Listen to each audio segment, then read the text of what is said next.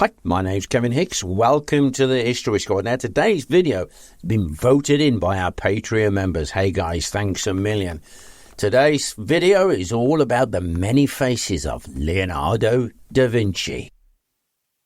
So, Leonardo da Vinci was born on the third hour of the night of April the 15th, 1452 in the small village of Vinci in northern Italy. So recorded his grandfather, who apparently kept meticulous records. His father was Sir Piero, who was a well-to-do businessman, and his mother was a lowly peasant girl, Caterina. They weren't married. This is the first problem for poor little Leonardo. So Sir Piero doesn't want him. He, in fact, marries a more upper-class girl, shall we say. Caterina, his mother, raises little Leonardo for the first 2 years of his life. Then she finds love, marries, and goes in a different direction. And Leonardo is raised by his elderly grandparents, and they don't want a little boy about the place, really. They'll feed him, they'll clothe him. So for adventure, he had to look elsewhere. But this is a little boy now who, because his parents weren't married, he's illegitimate. He can't go to university. He cannot be a doctor, a lawyer. All of those professions, you have to be married and come from a good family. Leonardo is illegitimate. He's a bastard child. Nobody really wants him. However, there was a light in this world of Leonardo da Vinci, this little lad. It was his uncle, Francesco, who used to take him for long walks. I understand he had a herd of goats or something to take him up into the hills. Leonardo was fascinated with everything he saw, especially the moving water. He would draw on any scraps of paper he got. Now, his uncle could get him paper from Sir Piero's factory. There was paper there, Leonardo, so he could doodle on these bits of paper, and it very quickly became apparent that this little boy had a gift. He would really concentrate on how the water moved. There'd been a flood. The River Arno had flooded Florence, and Leonardo was interested. Well, where did the water come from? How did it get down there? How did it build? And he was totally fascinated and absorbed in all of these subjects. He would draw a butterfly, a bird's wing, and things like this, all as a little boy. And his uncle Francesco realized that Leonardo, this little boy of the little town of Vinci, had a gift. And that gift, if it was channeled in the right direction, could make that little boy, parents not married, a living. Now, because of Leonardo's obvious skill, his father got him an apprenticeship in the studio of Verrocchio. Now, Verrocchio was a famous artist in Florence. Now, Florence in those days was a city-state, and it was governed by the Medici. They were great lovers of the arts, but in those days, if you commissioned a painting, it would be a religious scene. It might have a member of your family in it, and people would look at it, oh wow, look at this. Or it may be a battle scene, but it wasn't a still life, or it wasn't a landscape. Those things hadn't come on. So Leonardo da Vinci, now this 12-year-old boy, he's admitted into the studios of Verrocchio. He has got a high ladder to climb. He's an apprentice. He's at the bottom. He will, of course, learn to sweep up and clean up after everybody. He will learn that they painted on wooden boards that had to be boiled so they didn't split, glued, and then finally they'd be covered with a plaster, a fine plaster called gesso, and that when that was dried, they could paint on it. Leonardo would have learnt how to grind the different materials for paint. Cochineal, the little cochineal beetle for red, lapis lazuli, that stone, crack it, break it, grind it down, you make that beautiful blue paint, and yellow blackthorn berries for the lovely yellow. So he would go through all of these different jobs that he had to do until eventually he could then start to study a little bit of art. So Leonardo at Verrocchio's studio would have to work his way up the ladder. So he is an apprentice. The next step would be journeyman, and he starts to learn more and more about the art. Then he will become an assistant, which in a way is an artist in his own right, because he will be a member of the Artists Guild, because they were big on their guilds in northern Italy in those days. His next step would be master, and then he would work with the master, or he would go off and start his own studio. Now, it was Verrocchio himself who spotted that Leonardo da Vinci was a skilled young artist, and he invited him to help on a commission that Verrocchio had received, and it was to be the baptism of Christ. And down in the bottom left corner will be two angels. Now, Verrocchio paints the angel which is closest to Christ, and then the one on the left of the picture, he had Leonardo da Vinci paint it. When this painting was put on display, people were absolutely amazed. I understand it was in a church, so people did that on a Sunday. They would go to Mass and they would view these new paintings. It was just wow for them. This little angel that had been painted in the corner of this wonderful painting was so lifelike. It was as if he was going to turn, as if he was suddenly going to spring to life. People loved it. Who painted this? Did Verrocchio paint this? No, it was his apprentice, Leonardo da Vinci. Now, there is a legend that from that moment on, Verrocchio didn't lift up a paintbrush. He stopped painting. Instead, he concentrated on other works of art, sculpturing, that kind of thing, and working in gold. But Leonardo now, he went from strength to strength. He became a master in Verrocchio's studio, but he didn't leave. He didn't open up his own studios. He stayed there for 13 years. And we think there's a reason to this. I've been reading into who was Leonardo da Vinci. He was a loner. He obviously felt at home at Verrocchio's studio. Perhaps Verrocchio himself was a friend. So he stayed on. And it was good for him because Florence was a thriving centre for education. So Leonardo had access to books, those expensive items. So his education came on. In a way, Leonardo comes of age in Florence, but then disaster strikes. It was in early 1476 that a letter had been placed in one of the public drums. What these drums were in Florence was, if you're a citizen of Florence, you could make a complaint, or you could say, hey, well done, by writing a letter, place it in one of these drums that were in the neighbourhoods. Then the watch would actually empty them, the letters would be read, and if there was a problem, it would be taken further. And boy, was there a problem. A group of young men, artists, have been accused of homosexuality. Now understand this. 1476, in those days in Florence, if you were found guilty of that, you could be burned alive at the stake. It was terrible.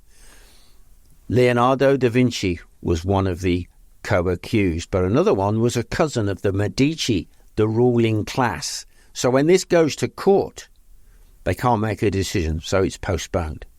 3 times they postponed the court. Those young men now had to sit and wait. Are they going to be burned alive in public?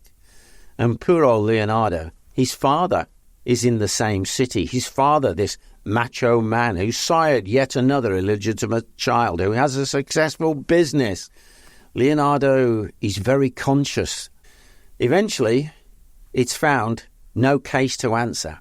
It was a malicious letter aimed at the Medici to bring them down. But poor old Leonardo da Vinci now, he starts to turn in upon himself. But he throws himself into his art.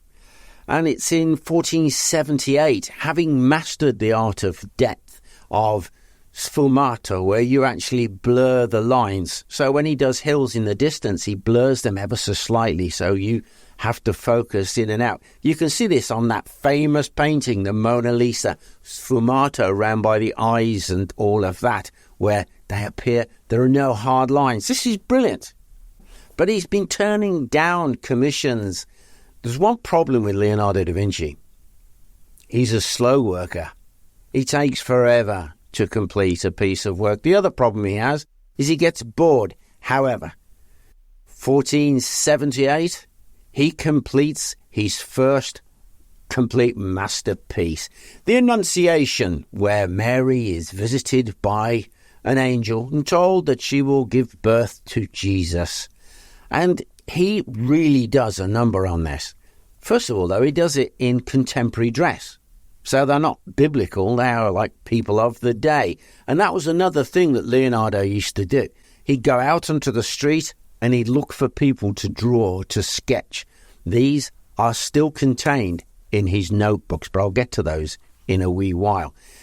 When people saw this painting of the Annunciation, how lifelike the figures were, the fact that you could see into the distance really did blow their mind. But the problem was Florence. It was becoming a dangerous place. Politically and physically, you couldn't walk the streets. So Leonardo finally packs his bags and decides he will move north. He's going to seek work in the city-state of Milan. You know, it's amazing when you look at the Renaissance period in northern Italy, particularly the amount of incredible artists you had. In Florence alone, you had Michelangelo, Leonardo da Vinci, Raphael. Now, Raphael and Leonardo da Vinci, they got on really well. However, Michelangelo and Leonardo da Vinci appear to have hated each other. Michelangelo's statue, David, had a one piece of marble. It's incredible. I've seen it. And it is. Wow, what a work of art. However, Leonardo da Vinci regarded it as mediocre. He didn't like it.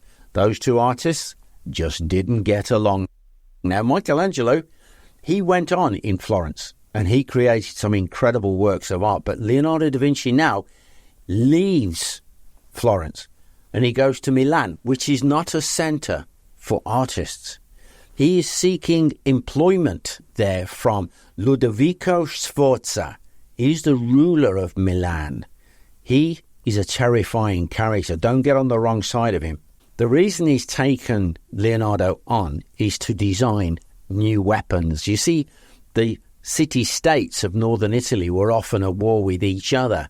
So Leonardo is employed as an engineer by Sforza. And this is a passion of Leonardo da Vinci's. He would write down designs. He would conjure up ways of moving water and things like this. In fact, while he was in the employ of Sforza, he figured out a way of getting warm water to the bath of the Duchess. Wow, what a luxury in those days. Stage sets for parties, fireworks, but his main job was weapons. And it just so happens I've made a model. So it's without a doubt that Leonardo da Vinci was a humanist. He loved animals. He was a vegetarian. All these different things that go to make up this character.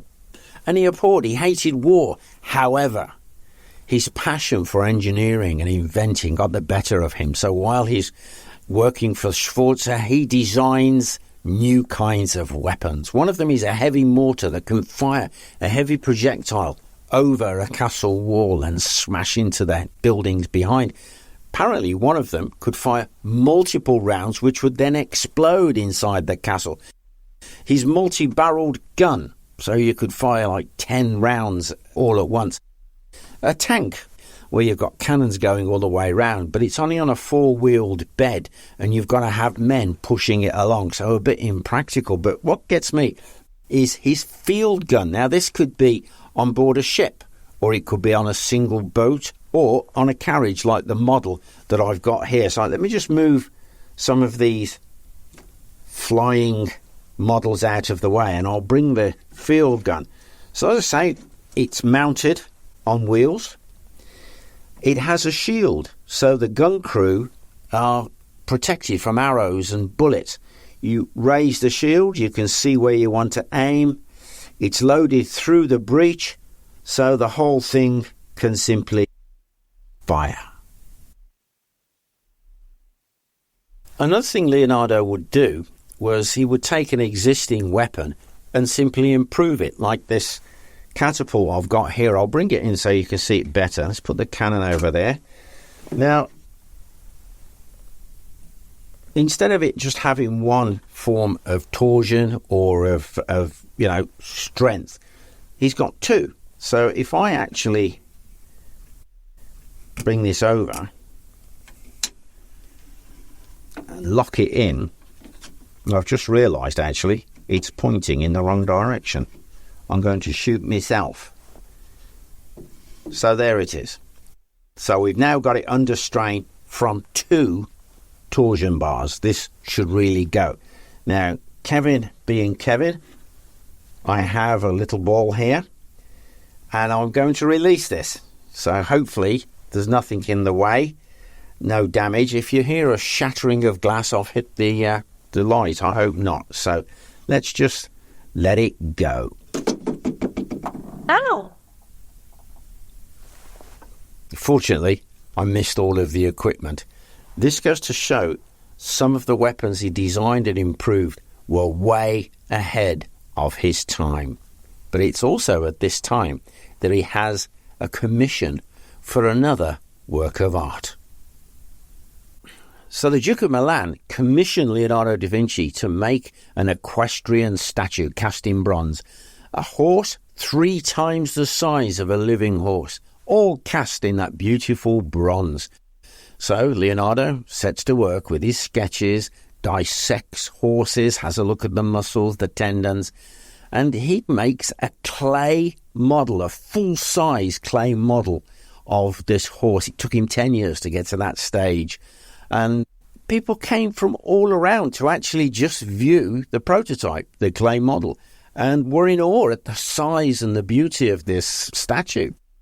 Unfortunately, though, for Leonardo, all of the bronze that had been put aside, tons upon tons of it, ready to cast the statue, were then used as cannonballs because Milan was at war. And then, further tragedy, the French capture Milan, and their archers use the clay horse as target practice and reduce it to rubble. Now, the fact is that we know so much about this horse, the model, how it was going to be made, because Leonardo had taken so many notes, so many diagrams about what he'd done, even instructing you how to make the mould and how to pour the bronze in his notebook. Fortunately, I've got a copy. Obviously, it's not the original, but we've put a link in the description so you can have a look at the book yourself. Now, Leonardo was left-handed. So if he'd have actually gone to school, to university, all of the rest of it, they would have beaten that out of him because sinistrosum, or sinister, left hand. Whoa. Would that have made a difference to his artistic talent? Another thing is that he was terrified of people stealing his ideas, plagiarism. So with some of his notes that he didn't want people to see, he did mirror writing. He wrote backwards, and you could only read it if you looked at it in a mirror, so people glancing down wouldn't be able to steal his ideas. So this is another facet to the many sides of Leonardo da Vinci. Now, his notebook is split into 3 different parts. The tips on painting, how to do the fabric and the shading.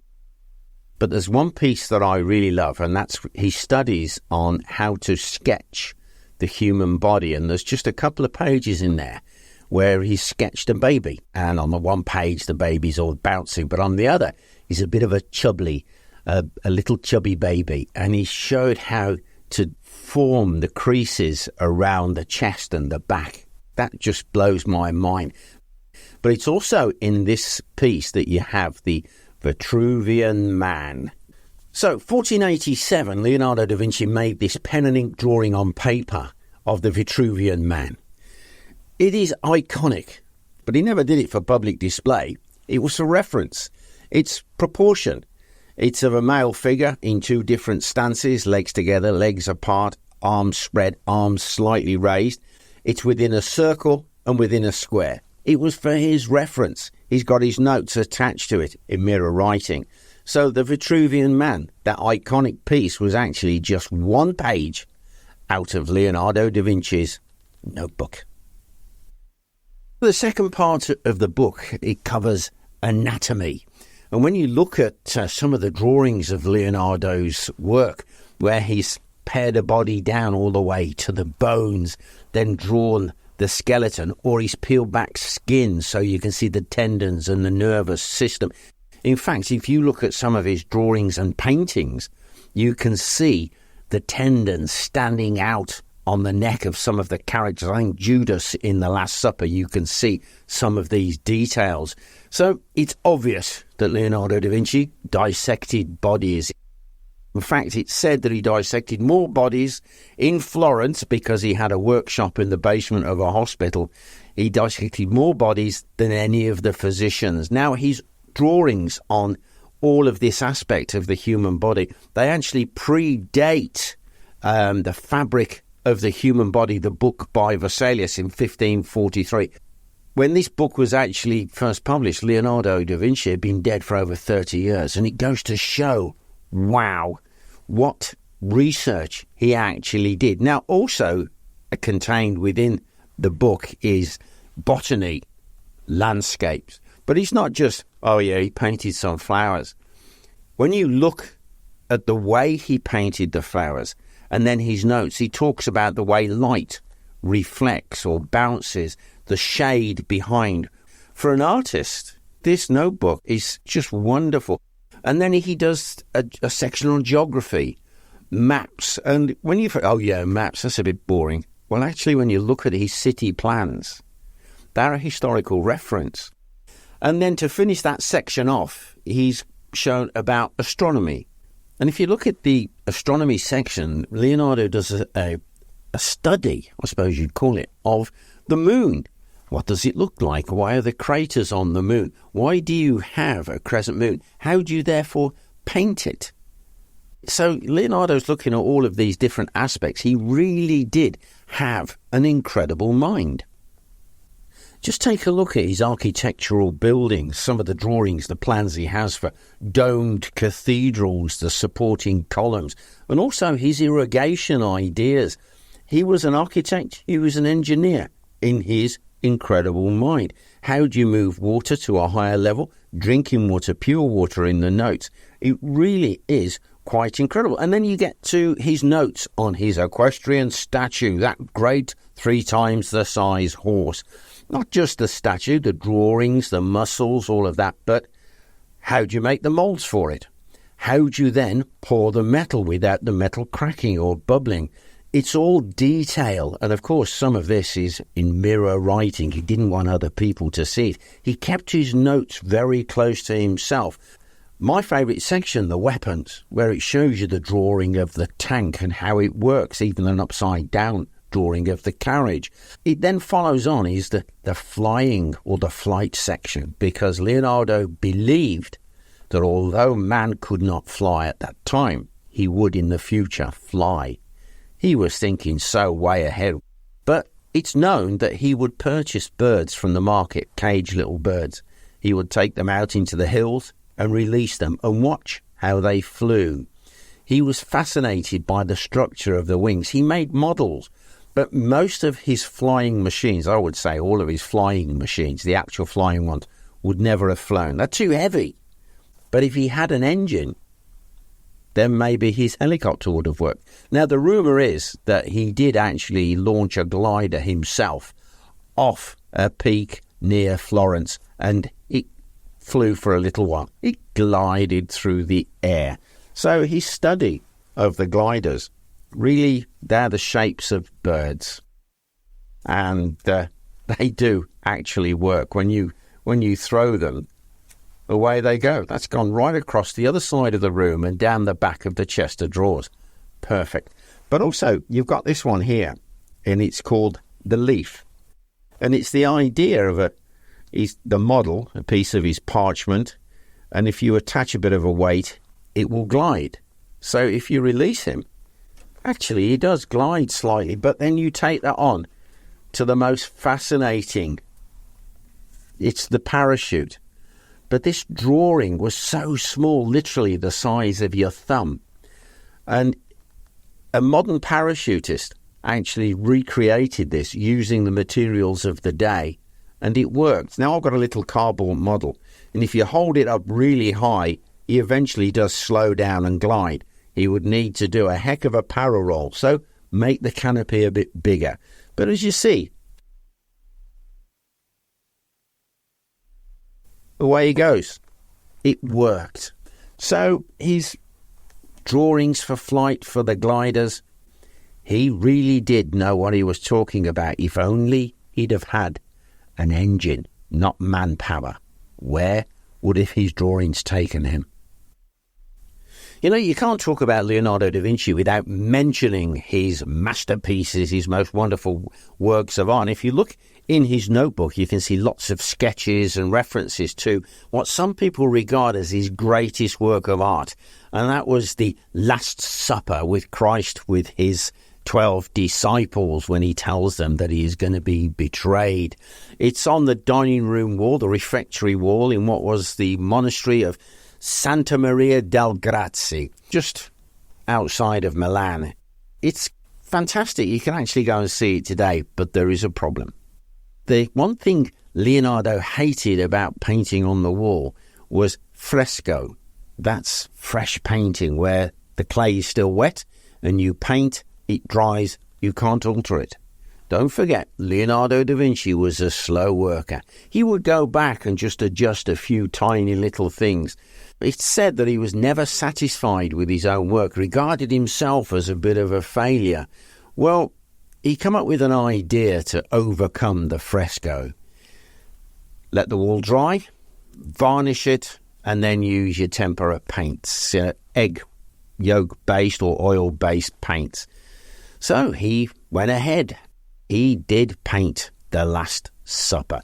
And if you study it, it's quite fantastic.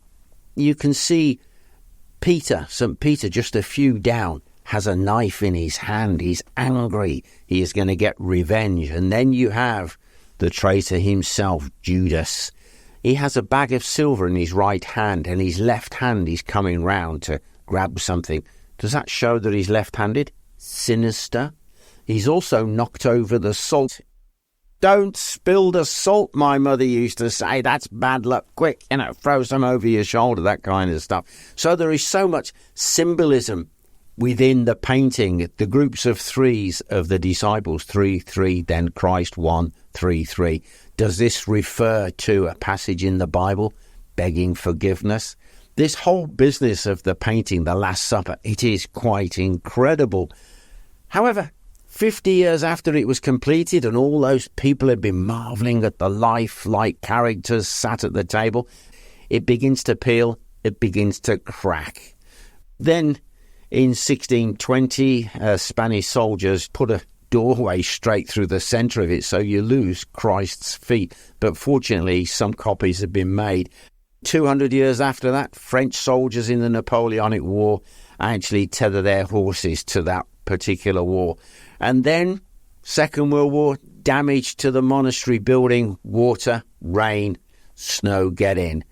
So it is constantly being restored. And it is, as I said, supposedly the greatest work of art that Leonardo da Vinci actually completed. But I might just not agree, because I had a unique experience. Because one of the paintings that Leonardo da Vinci did complete was commissioned by Ludovico Sforza. Apparently it's of his mistress, Cecilia Gallerani, Lady with an Ermine. Now, I knew this painting was in the castle at Krakow in Poland, and I was over there on a trip, and I was determined to go and see it. I was first in the castle, first in the queue. Then I realised there wasn't a queue. There was just me and my friend, Pascal. Pascal reads an awful lot of the labels, so he was way back in the museum. And I went into the room where this masterpiece is actually displayed. For 20 minutes before anybody else came into that room, I studied that painting. This lady with an ermine, she's not looking straight at you. She's looking to one side. She looks like a lady that really has purpose. The ermine almost appears as if it's going to leap out of her arms. But when you look close, you look how she's dressed, the folds in her dress, the colours, the gold lining of the dress, the red and the blues. It is wonderful. You start to feel the richness of this woman. She was obviously wealthy, but there's no background. It's painted on black. I was very, very lucky. But of course, there is that other painting, isn't there? What do they call it? The Mona Lisa. except they don't call it that in Italy. It's called La Gioconda. Apparently it is the portrait of the wife of a Florentine silk merchant, Francesco del Giocondo. It's of an ordinary woman. She's not wearing any jewellery, her clothes are quite dark. But if you look in the background, the way the hills all seem to blend, and also her cheeks and eyebrows, he's using that sfumato, blending the shades. It is quite lovely, but there's something people often miss about the painting. The Mona Lisa, she is wearing a veil over her hair. And when you look at the detail of her hair, what a lot of people don't realise is you're actually looking through a translucent veil. The skill in that painting, it is quite wonderful. And of course, let's not forget that enigmatic smile. But it begs the question, why is this Italian masterpiece hanging in the Louvre in Paris, in France? Well, in 1507, Francesco, the uncle to Leonardo da Vinci, do you remember the guy who used to take him up into the hills and let him sketch all of the countryside there? He's died, and he leaves everything in his will to Leonardo da Vinci. However, Leonardo's siblings contest the will, because don't forget that Leonardo's parents were not married. Poor old Leonardo, he loses out. He's allowed the use of the land and some of the money, but he doesn't have a home. Now, he's almost 60 now, and he needs a patron because his ill health is creeping in now. And that patron comes as Francis I, King of France, who's a great admirer of Leonardo da Vinci. He supplies him with a house and gardens at Amboise in northern France. He's allowed to bring his friends and his companions, but he also brings his notebooks and some of his masterpieces, one of which is the Mona Lisa, La Gioconda. It's moved from Italy to France, and there it will stay. In fact, the king apparently purchased it and hung it on his walls. It's interesting when you look at the King of France and Leonardo. They would spend a great deal of time just discussing matters of the day. Now, come May the 2nd, 1519, Leonardo da Vinci dies. Apparently he died in the arms of the King of France, some say. Now, Leonardo leaves all of his notebooks to his companion, his friend Melzi, who then takes some of the notes, especially on art, on painting, and puts them together. Treatise on Painting, 1651, was when it was published. The rest, those that survived, because many were torn up, stolen, but those that were left were lost, locked up in a wooden chest until the 1800s. And more recently, some were found in Madrid in 1965. Can you just imagine if Leonardo da Vinci's notebooks had been published just after his death, or even during his lifetime? The knowledge that would have exploded from his works. What difference would that have made on the world today?